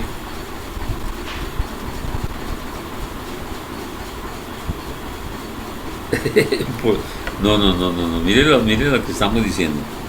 Mire lo que estamos diciendo. Estoy diciendo, no, yo voy a tomar la determinación de no desarrollar el pozo. Yo no desarrollo el pozo, pero coloco la bomba. Pues coloco la bomba que va a trabajar ya definitivamente y coloco la bomba, y entonces ahí qué puede llegar a pasar.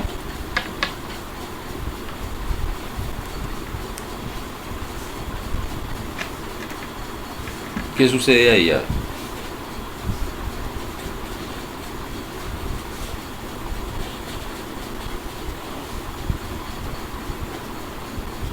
Si me están entendiendo lo que estamos analizando, deben poder responder eso. O si no, no me están entendiendo lo que estamos diciendo.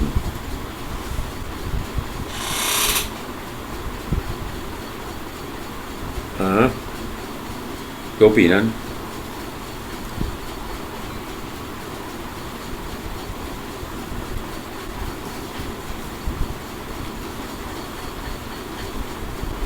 Espérate, a ver.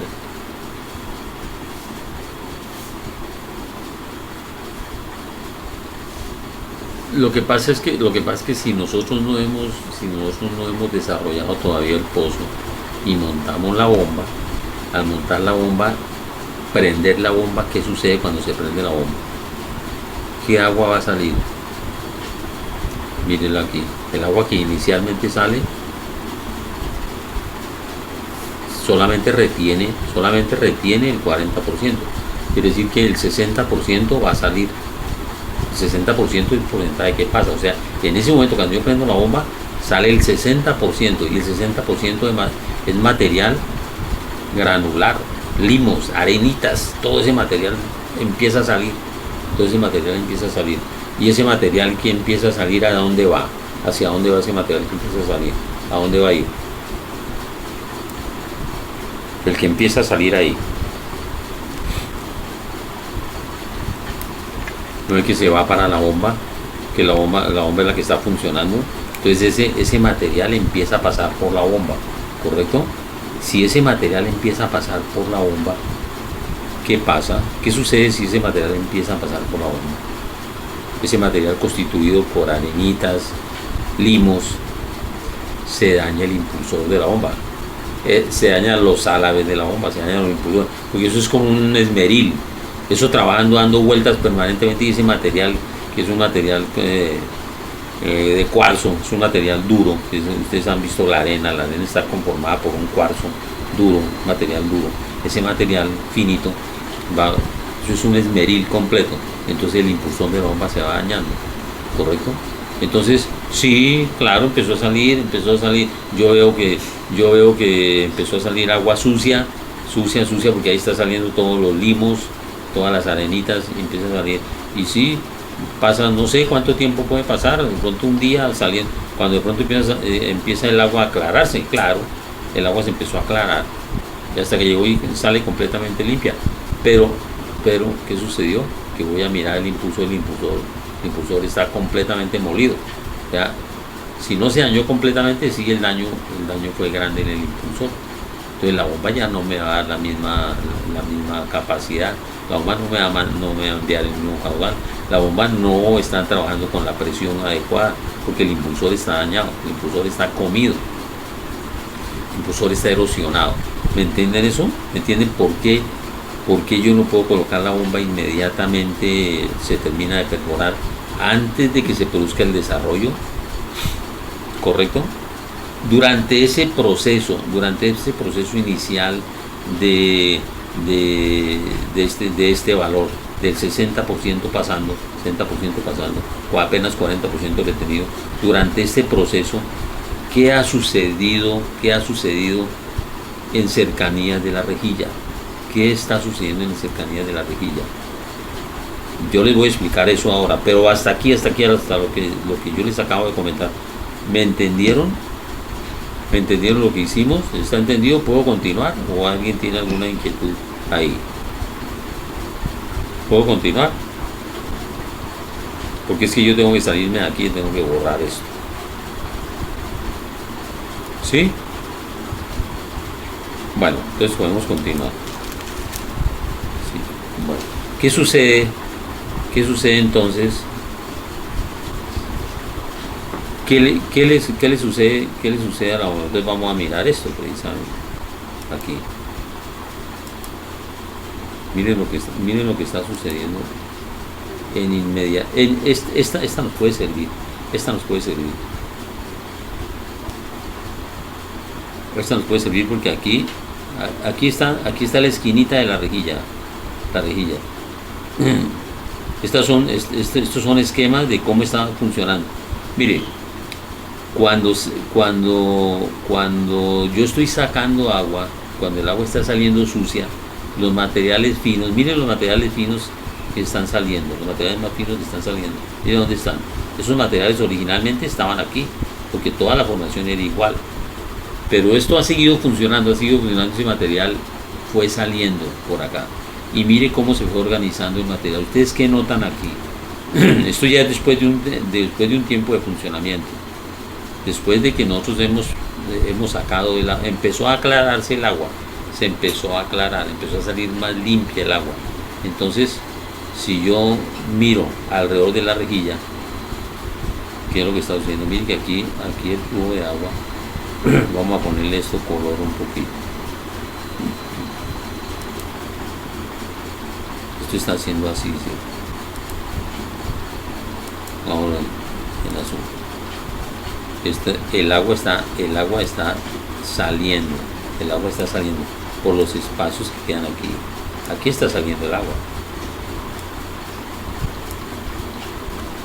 En ese momento, cuando el agua está saliendo, se está lavando todo el material fino, lo está sacando y se lo están llevando, ¿cierto?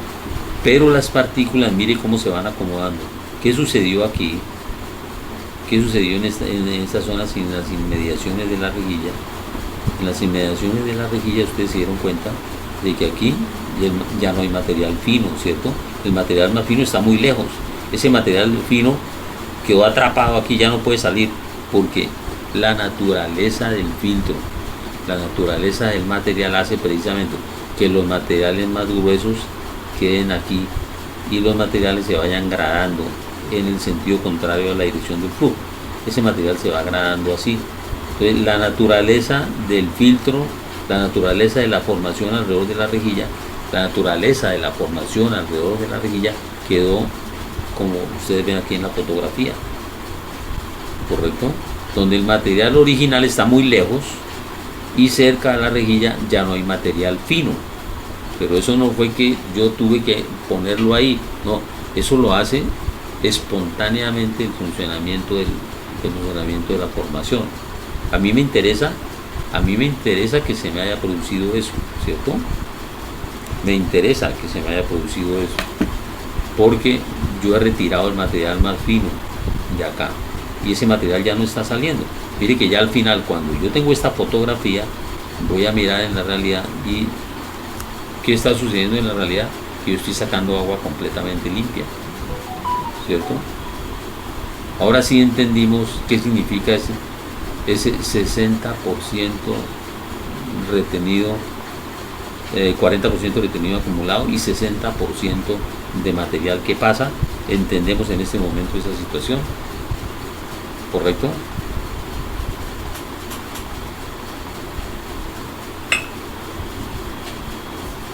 ¿Está bien? Entonces regresamos. Ya entendimos esa situación, entonces ahora sí nos podemos regresar aquí.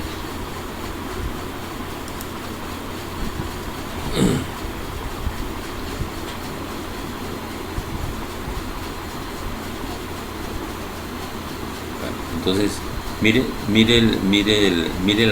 la curva de granulometría. Mire dos curvas de granulometría. Esas curvas de granulometría están elaboradas como sabemos nosotros, ¿cierto? Produciendo una curvita, pero nosotros estamos interesados en el 40% retenido acumulado.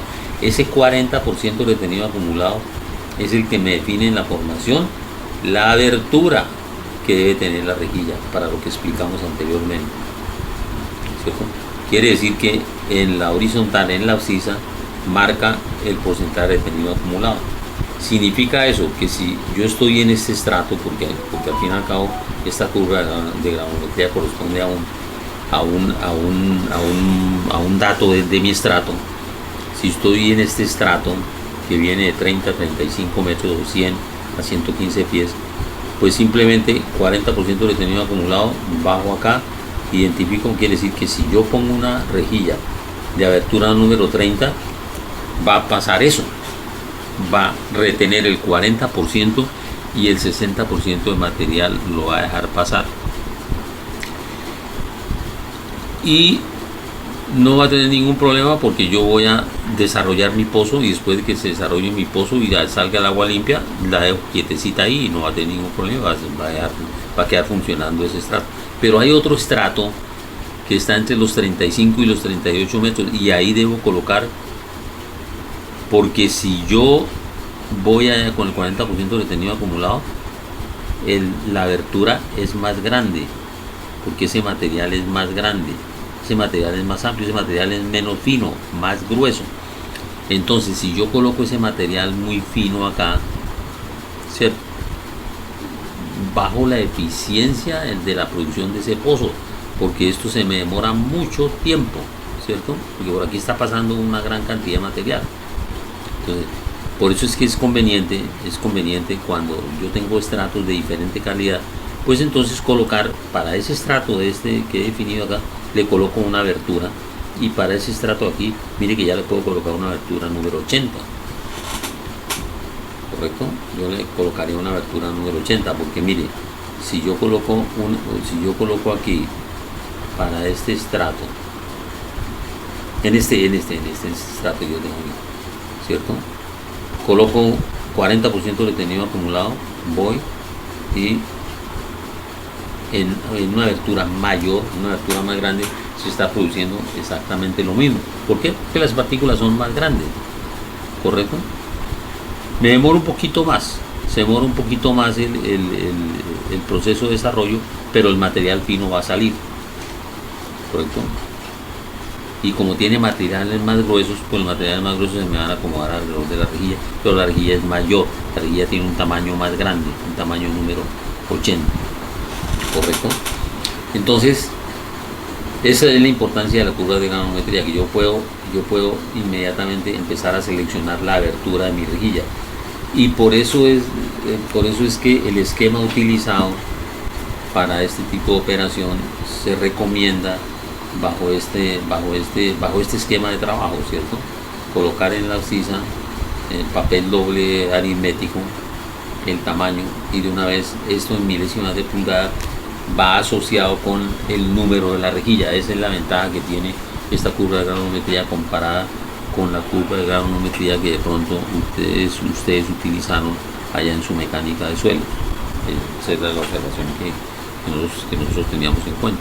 Bueno, Aquí hay un criterio de diseño que de pronto también comentamos nosotros en sesiones anteriores, pero que como estamos recordando ese tipo de cosas aquí con mucho más detalle, que aquí se habla más o menos de un rango que va desde el 30 al 50%. En este rango nosotros nos desplazamos tanto para abajo como para arriba, pero utilizamos un término promedio. Por eso es que utilizamos el término promedio cuando las situaciones son normales. ¿Qué significa situaciones normales? Cuando manejamos, por ejemplo, fundamentalmente en relación con el agua, ¿cierto? Cuando el agua tiene unas características normales, o sea, no tiene condiciones extremas, nosotros podemos manejar un 40% retenido acumulado, pero cuando las circunstancias del proyecto plantea que hay situaciones muy particulares, por ejemplo, que el agua sea un poquito oxidante, ¿cierto?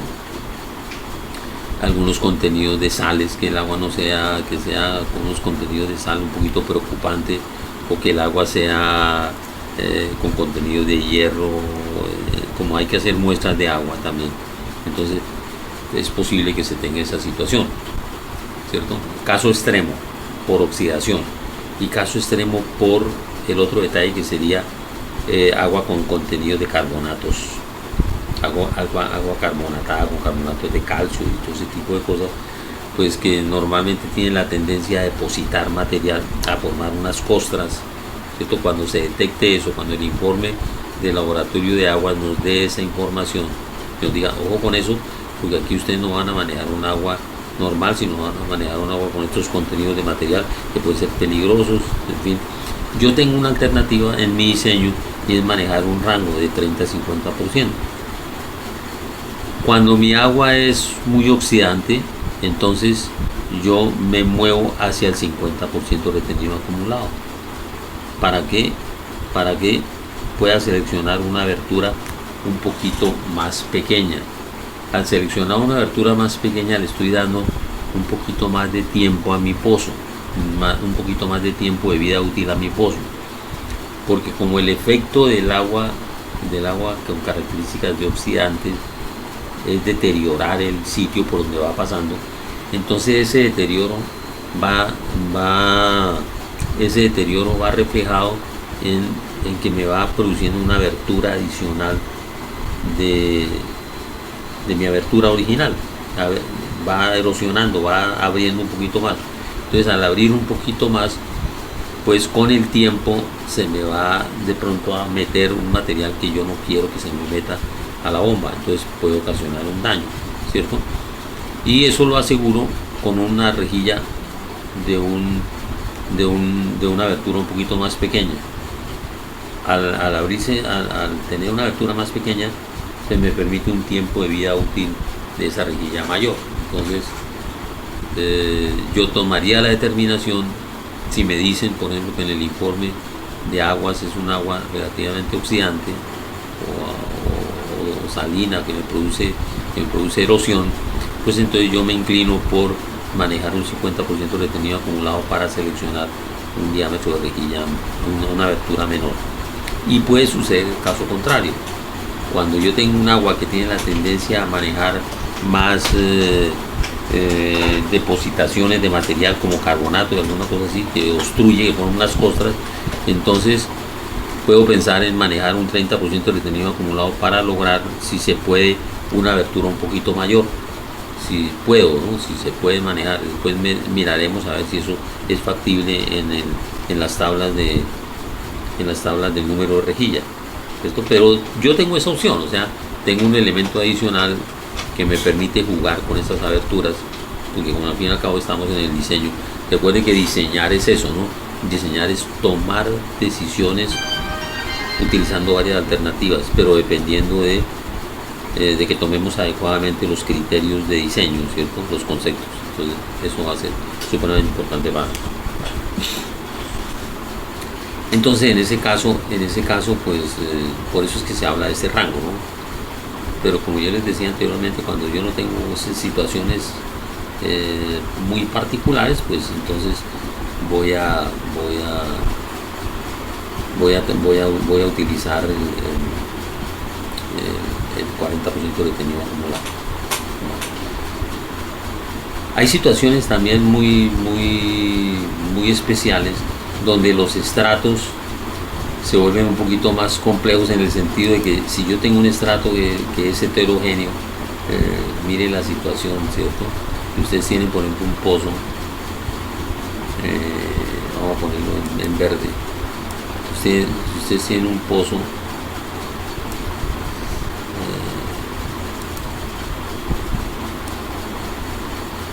y en el sitio donde van a colocar la rejilla, bueno, se ha identificado una zona, se ha identificado que todo este estrato es un estrato permeable. Todo es un estrato permeable. Todo produce agua. Todo este estrato produce agua. Entonces, interesantísimo todo eso, porque todo produce agua, ¿cierto? Produce agua, pero, por ejemplo, es heterogéneo. Yo no sé el tamaño de este, pero bueno, pero resulta que aquí de pronto es un poquito más grueso. Un poquito más grueso. Bueno, y aquí es otra vez más fino, otra película un poquito más fina, pero diferente a la de arriba, y aquí otra vez diferente, más grueso, ¿cierto? Bueno, y por aquí hay una capita más fina también, pero todo produce agua. Entonces como estamos en este proceso de selección de las aberturas, imagínense lo complejo que puede ser, y sobre todo a esas profundidades, pensar en colocar una rejilla aquí, pensar en colocar, por ejemplo, una rejillita aquí para este pedacito, y después colocar una rejilla de un tamaño diferente aquí en este otro estrato, y aquí en este otro estrato colocar una rejilla diferente con abertura diferente, y por aquí otra con abertura diferente porque es diferente aquí, y por aquí otra diferente, mejor dicho, esta diferente a esta, diferente a esta, a esas profundidades de 300, de 280 metros, donde yo no sé exactamente, o sea, no puedo pensar en que esa rejilla que coloqué aquí vaya a coincidir exactamente con este sitio. Eso se llama un estrato heterogéneo, importante pero heterogéneo. En este caso no sería conveniente pensar en diseñar rejillas de diferentes tamaños a esas profundidades, por la dificultad real operativa de enfrentar esa rejilla exactamente a ese estrato, y con el riesgo de que me quede mal ubicada y de pronto por ahí se me esté metiendo material indeseado a la bomba, ¿cierto? Eso puede ser un problema. Cuando se detectan esos estratos muy importantes en su producción, pero muy heterogéneos en láminas, ¿cierto? Se opta por hacer otra cosa. No colocar una rejilla en cada sitio, sino hacer todo el diseño colocando un material aquí en este sitio. O sea, colocando un material, pongámoslo en rojo, colocando un material aquí. Como tenemos una zona, ¿cierto? Es el entubado, y este es el diámetro de la perforación. Recuerden que hay un espacio anular. Aquí hay un espacio anular, ¿cierto? Entre el entubado hay un espacio anular. Pues la idea sería colocar un material aquí en este sitio, colocar un material acá especial. Podemos pensar en eso, en colocar aquí un material especial aquí en esta zona, en toda la zona colocar un material especial.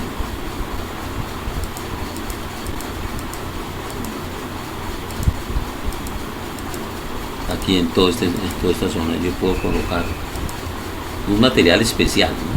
Por ahora lo voy a señalar ahí, pero este es especial, este va a ser especial, este material que yo voy a colocar aquí en este espacio anular.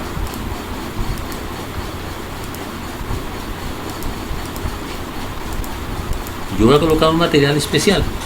Ese material especial lo voy a llamar un filtro diseñado, un filtro de grava diseñado especialmente para que al instalar el filtro de grava yo pueda seleccionar para todo esto un solo diámetro, es decir, una sola abertura.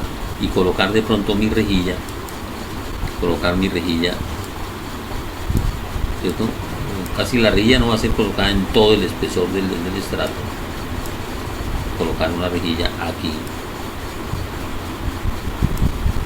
¿cierto?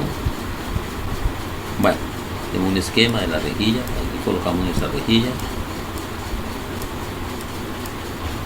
¿cierto?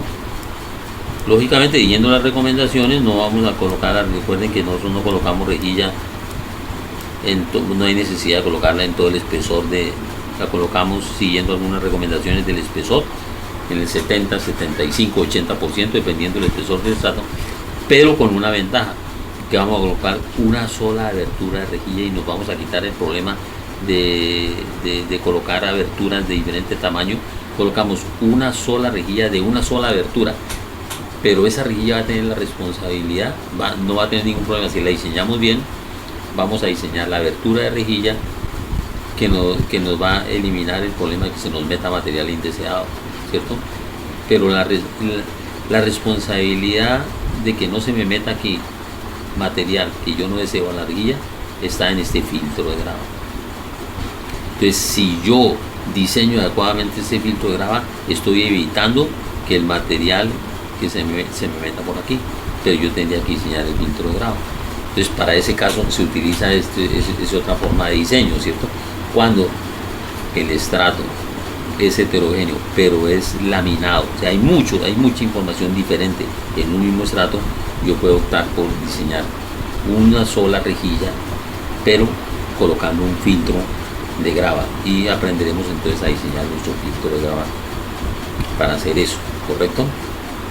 ¿Sí me entendieron lo que les estoy explicando ahí o tienen alguna duda?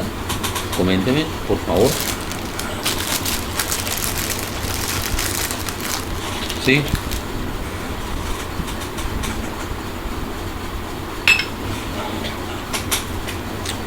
¿Está bien? Voy a hacer una cosa, por favor, un momentico. Voy a probar, un momentico ahí, no nos vayamos, voy a probar, a ver, para de una vez anunciarles ahí. Sí, voy a quitarme de aquí, voy a bajar esto, voy a parar la grabación.